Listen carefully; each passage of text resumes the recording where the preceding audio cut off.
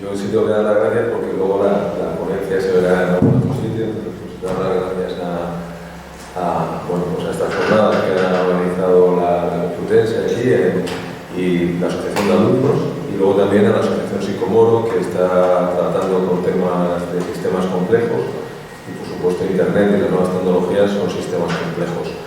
Me ha gustado mucho la ponencia de nuestra compañera.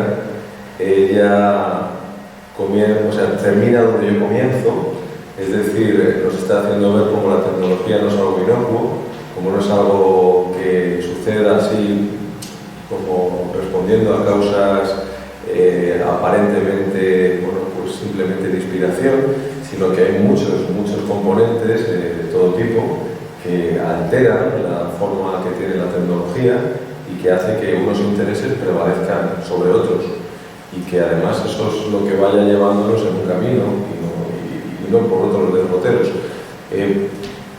Si nosotros vemos lo que está sucediendo a nuestro alrededor, es decir, lo que sucede desde que nos levantamos por la mañana, pues es algo tan obvio como que estamos conviviendo con tecnologías que modifican nuestra propia conducta, nuestra forma de pensar, nuestros ritmos, nuestros tiempos, la inmediatez a la que ya nos hemos habituado. Y bueno, y hay muchos profesionales, como decía Jerry, que están inmersos en intentar aclarar cuáles son los efectos de nuestra relación con estas tecnologías. Es decir, nos están intentando explicar que, bueno, que no están todo eso que nos pintaban como algo con un cierto buenismo, pues bueno, que podemos encontrarle ciertos aspectos, por supuesto positivos, muchos de ellos, el poder entrar en cualquier momento en una página y acceder a muchísima información, el comunicarnos con gente que tenemos muy lejos, pero también que pueden romper cosas muy relacionadas con nuestra intimidad, que se trascienden a veces temas de tipo ético, como cuando se utilizan tecnologías de inteligencia artificial, por ejemplo, para la conducción de un coche y ciertos algoritmos. Es decir, en este sistema complejo empiezan a aparecer muchas variables. Yo no quiero centrarme en estas consecuencias, sino más bien intentar entender algo parecido a lo que ha hecho nuestra compañera, es decir, qué ha sucedido, una historiografía, qué ha sucedido para que nos hayamos puesto en manos de estas tecnologías de una manera tan relajada, de una manera además tan natural, es decir, nadie se plantea que está conectado de manera permanente, que se están utilizando sus datos, o ahora parece que empieza a reflexionarse un poco sobre ello, pero ¿qué ha sucedido? Es decir, ¿qué pasos han sucedido? Por ejemplo, hemos empezado antes con Leibniz, y con Leibniz fue un auténtico perdedor durante toda su vida. Un perdedor, fue buscando durante toda su vida financiación.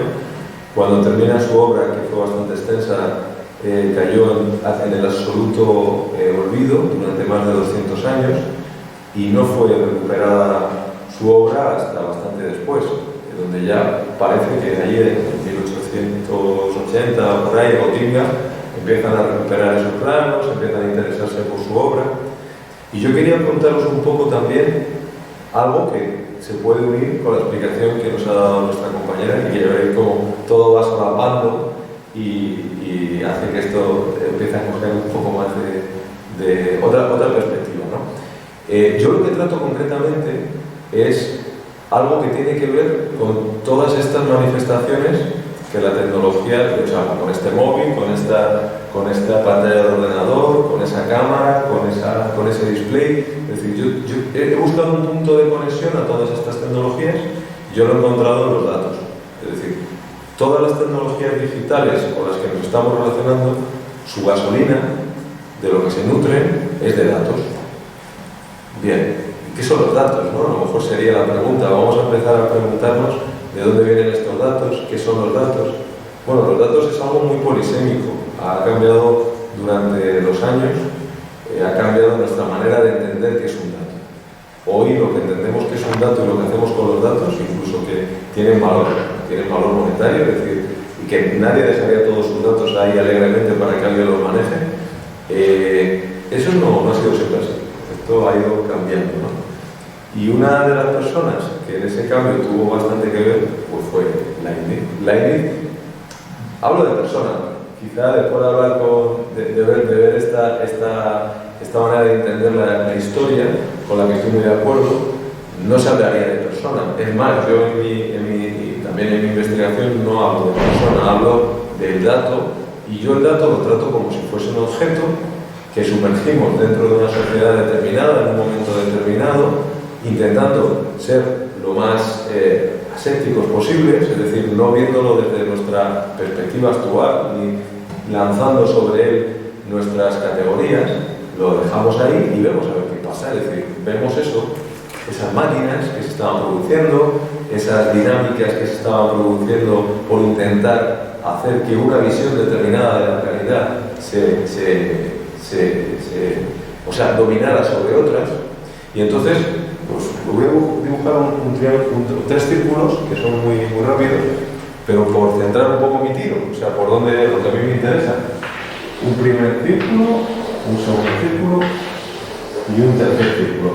Estos círculos no los tenemos que ver como conjuntos cerrados, ¿no? Son conjuntos abiertos, se pueden mezclar entre ellos, a veces uno más grande y otro más pequeño, a veces el que es más pequeño se hace más grande, y son los círculos en los que yo trabajo cada vez que proyecto el dato en un determinado momento. Uno es, me fijo en aquello que nos concierne, bueno, por supuesto la filosofía, que es algo genérico y que simplemente es esta manera que estamos intentando transmitir a la hora de ver algo con lo que convivimos, es decir, vamos a pensar en estos problemas de una manera tranquila, dándonos tiempo, o escuchando la opinión del otro y de manera crítica, pero de manera crítica positiva. Sé que a lo mejor lo que digo parece muy obvio, pero es que precisamente es justo todo lo contrario de hacia dónde van las tendencias. Por eso a lo mejor la filosofía sea algo que queda casi en un reducto y cada vez más en un rincón, ¿no? Entonces, dentro de las filosofías, la filosofía de la ciencia, vamos a ir acotando. Dentro de la filosofía de la ciencia, ¿cuál es nuestra herramienta? La epistemología, que es como se llama este máster en el que participamos. Es decir, vamos a pensar cómo se piensa. Vamos a pensar qué es lo que nos lleva a pensar de esta manera.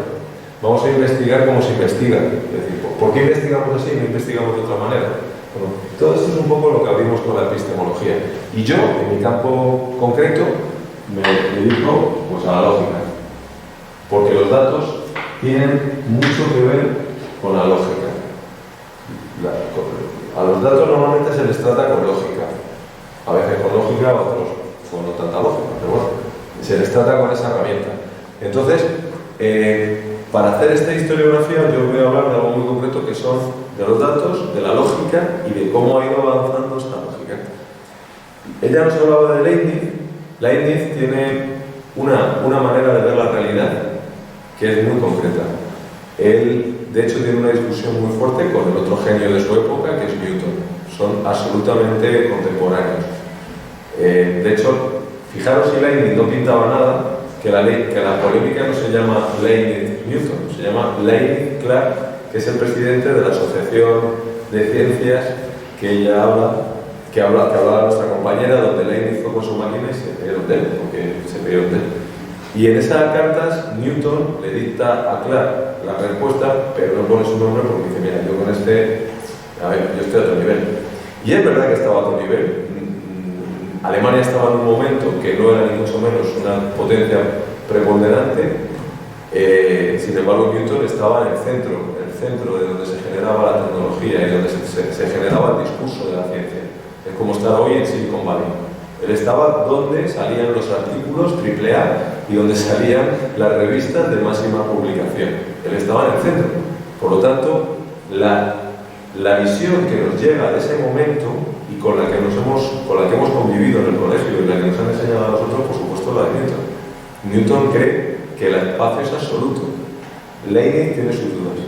Newton cree que los números son magnitudes medibles y que son matematizables. De hecho, su libro principal es Principia Mathematica.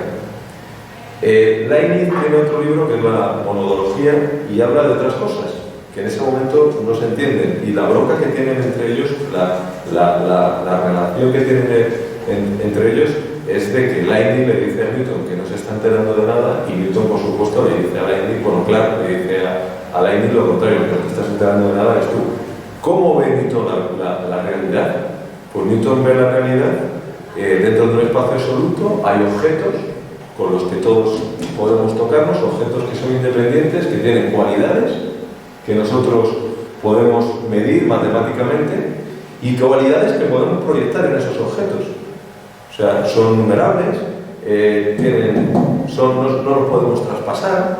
Entonces, por lo tanto, los objetos tienen una unidad interior de materia, que es una unidad que es algo así como lo que después entendimos como átomo, una unidad mínima que ya es intraspasable. Y sin embargo, Leibniz, y yo hablo desde el punto de vista lógico, no estoy hablando desde el punto de vista de constructor de máquinas, sino desde el punto de vista de su lógica, él le dice, mire, yo no entiendo esto, yo lo que entiendo es que usted está hablando de relaciones ónticas, es decir, cosas, bolas que pegan con bolas y se transmiten la fuerza. Usted está hablando de fuerzas universales que afectan a todos esos objetos que suceden dentro de un campo, de un espacio absoluto, y yo no me imagino esto así, yo me imagino esto de otra manera, es decir, me lo imagino de relaciones de cosas con cosas, de números con números.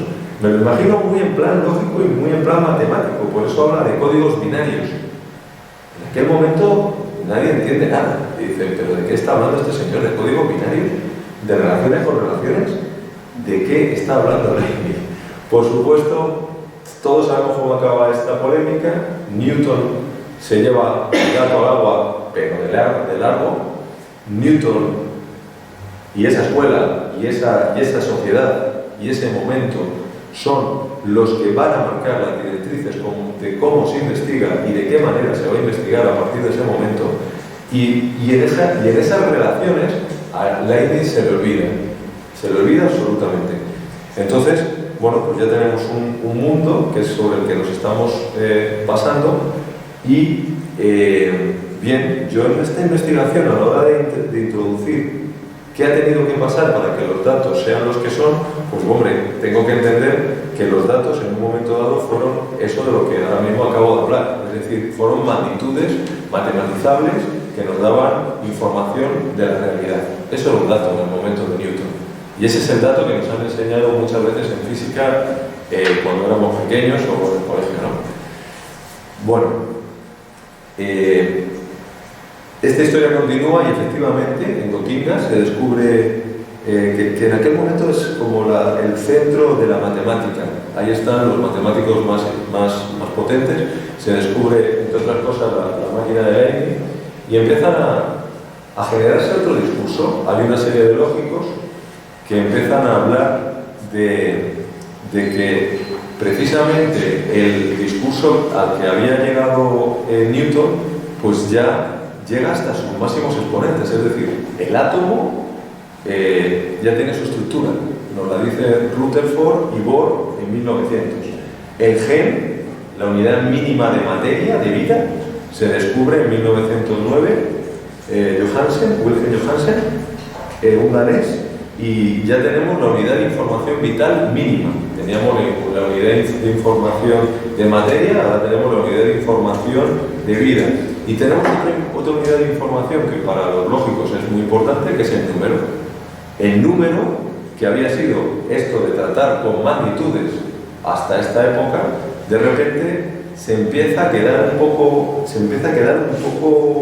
corto. O sea, se empieza a ver paradojas cuando se trata con ciertos sistemas, que son estos sistemas complejos de los que estamos hablando. Ya no todo es toda con esto y hay una ley universal que lo gradúa, sino que hay muchas cosas que suceden, que están sucediendo todas a la vez, que convergen, y para dar constancia de esto, un número que solo hable de magnitudes no nos sirve. Necesitamos de hablar de números, pero de otro tipo de números. Necesitamos hablar de conjuntos, Y entonces, bueno, pues empieza allí a suceder algo muy interesante, y es que en todo este conglomerado, de repente se retoma la figura de Leibniz, este señor que durante 200 años ha estado olvidado.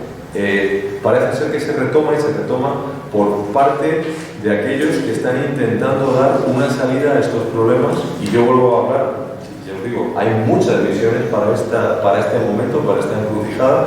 Yo hablo de una muy concreta, la de los datos y la de la lógica. Entonces, en este momento hay ya algún antecedente, ¿no? Por ejemplo, la lógica que utiliza Boole. Boole es el señor que coge la lógica, la combinatoria binaria, y coge el álgebra de la matemática, lo mezcla y dice, verán, la lógica con la que habíamos estado trabajando hasta ahora, que había sido lógica clásica, es decir, la que heredamos desde Aristóteles, la de los silogismos, la de los modus ponens, que hablábamos antes, esa lógica, joder, es que con esta lógica llegamos hasta poco, o sea, siempre, y además tiene bastantes errores.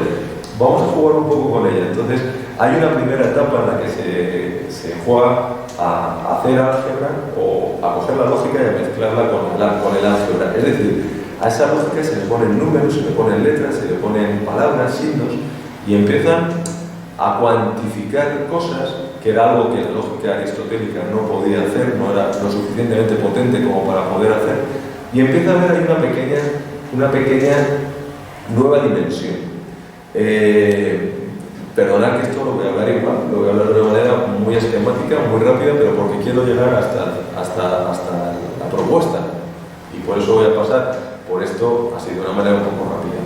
Entonces, ahí hay una serie de problemas. Hemos llegado a unidades mínimas de materia, unidades mínimas de vida, unidades mínimas, pero por debajo de eso de repente nos encontramos que pasan cosas. Y cuando mezclamos eso todo junto, también pasan cosas, emergen relaciones que no esperábamos. Y eso además, la física que parecía que había cerrado todo, que era la física newtoniana, no es capaz de explicarlo. Es decir, pasan cosas, hay problemas con ingeniería, hay problemas si quieres mandar algo que no puedes resolver, o sea, son problemas reales, son de la vida real, pero bueno, pues hay gente que está pensando cómo puede, de alguna manera, abrir una nueva manera de afrontar estos problemas. Esto sería la parte que yo estoy intentando conceptualizar, ¿no? Esta parte de los datos y esta parte de esta muy concreta que es la lógica.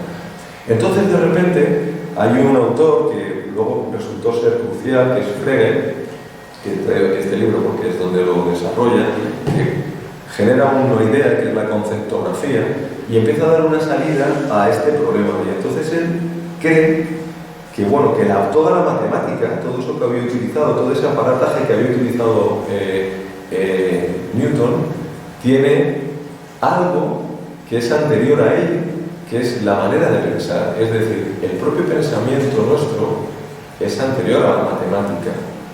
Por lo tanto, los pensamientos pueden llegar de manera, o sea, podemos llegar a caracterizar cuáles son esas maneras de pensar que nos llegan a tener una cierta matemática, es decir, una metamatemática que explica la matemática, es decir, lo que hemos llamado nosotros de alguna manera un proyecto logicista, es decir, la lógica es capaz de explicar toda la matemática.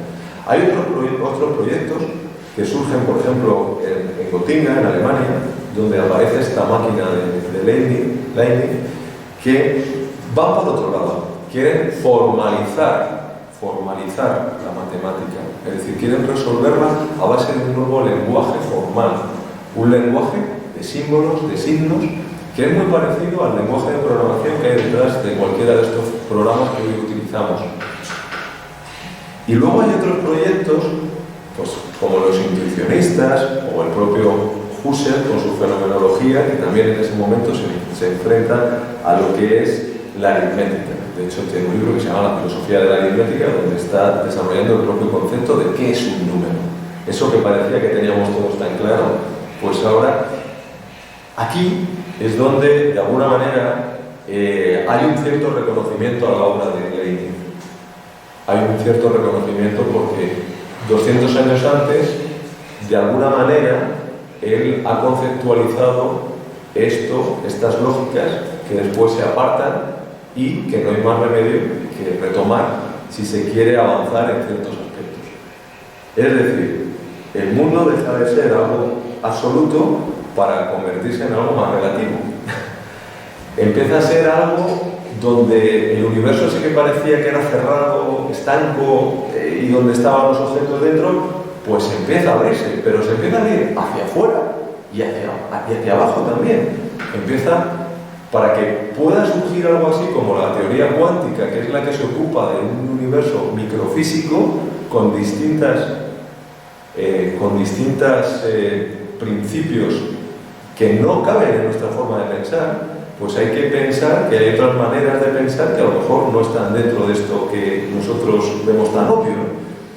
Es decir, se necesita abrir se necesita que suceda una ruptura. A lo mejor no estoy tan en la línea de cómo lo ves tú en este caso, pero hay una especie de momentos muy determinados que por muchas razones no consiguen explicar la realidad con la que nos estamos relacionando.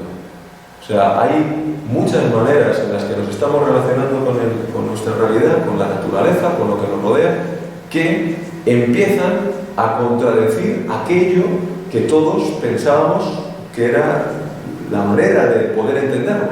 Se empiezan a romper. Empieza a haber hay una tensión que es difícil de solucionar.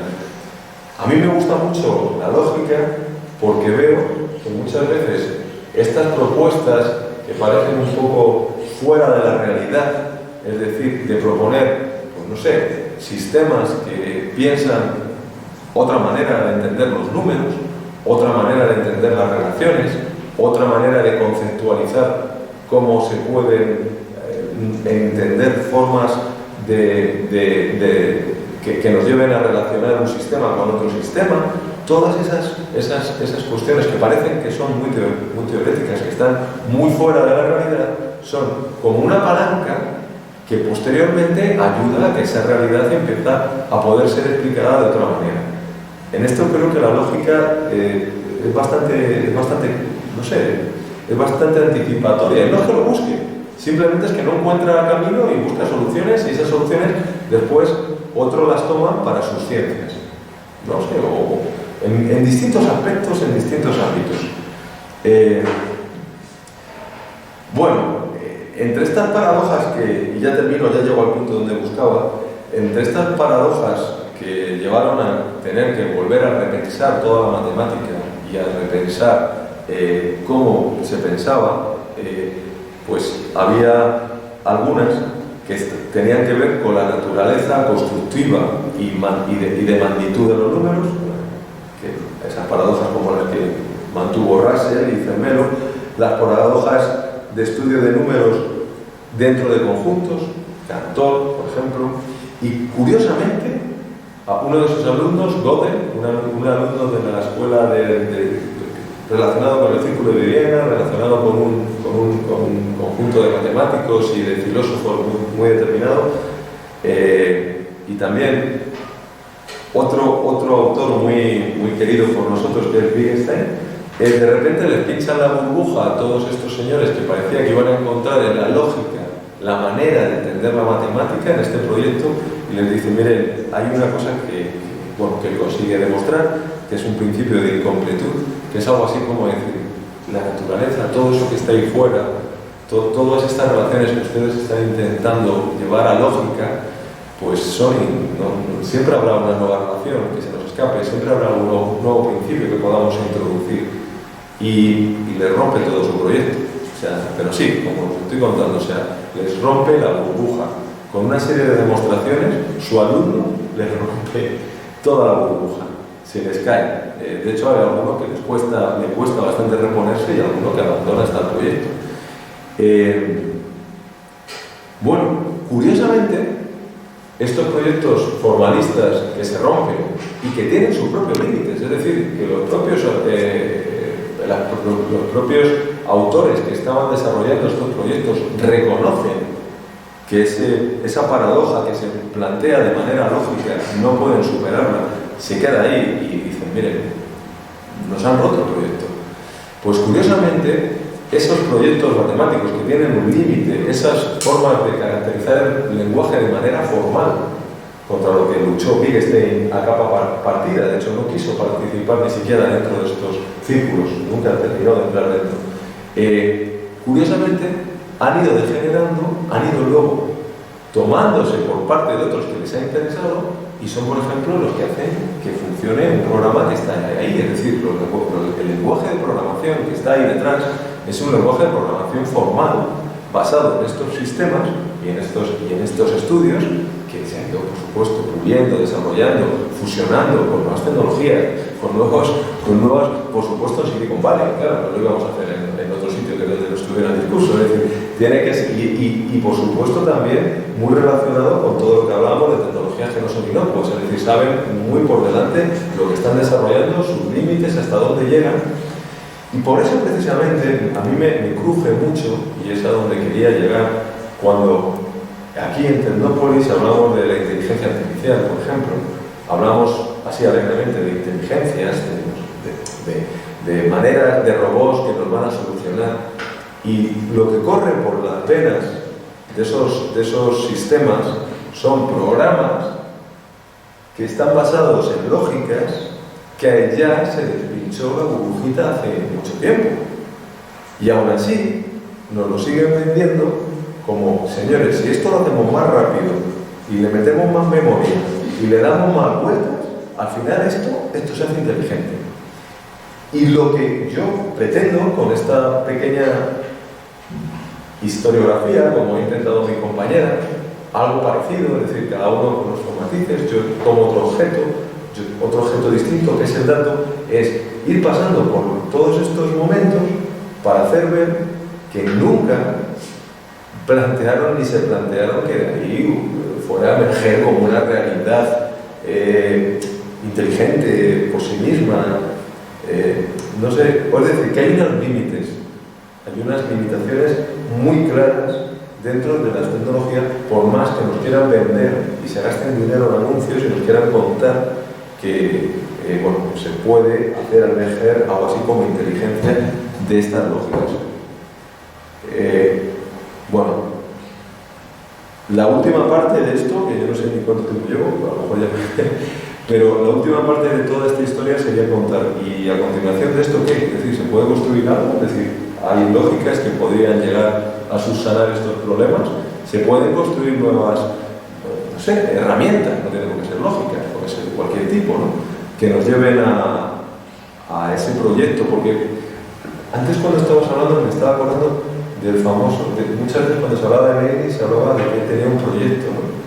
Que no era construir esta máquina, era un proyecto como de conseguir un lenguaje que pudiera pensar y que evitara todas esas tensiones que la dialéctica típica de su momento introducían en el discurso filosófico. Es decir, todo el ruido se filtraba por ese lenguaje, un lenguaje claro, distinto, que hiciera poder pensar de manera fetén, ¿no?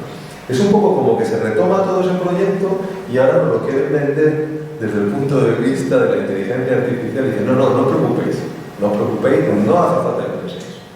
Ya tenemos la máquina que tiene el algoritmo bueno, que ya os va a decir si estáis en el camino bueno, pero porque claro, el algoritmo está muy filtrado, o sea, está muy bien hecho y es decir, me suena todo un poco a esto, ¿no? Y bueno, volviendo a estas nuevas posibilidades, nuevas herramientas, esto precisamente de lo que se trata, pues en mi caso de lo que estoy intentando avanzar y ir hacia adelante.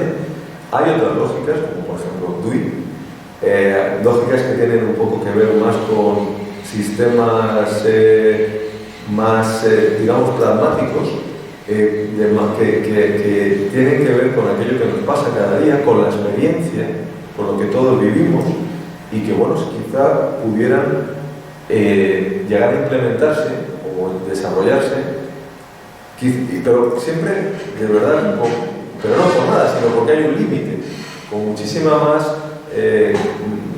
mucho más acotadas, es decir, quizá para solucionar ciertos temas con nuevas, os digo, con absolutos nuevos planteamientos, pero quizá también siendo muy conscientes de que esos planteamientos tienen que estar muy acotados dentro de un ámbito muy limitado para solucionar algo que es un problema muy concreto. Es decir, esto de tengo un programa y esto vale para todo, yo honestamente creo que todavía queda, ¿no?, para algo así. Y bueno, pues más o menos hasta aquí, porque ya seguir de aquí para adelante sería irnos un poco lejos, ¿no? Y bueno, pues algo así. No sé si os ha servido, y además yo creo que se ha complementado bien con tu explicación, que me ha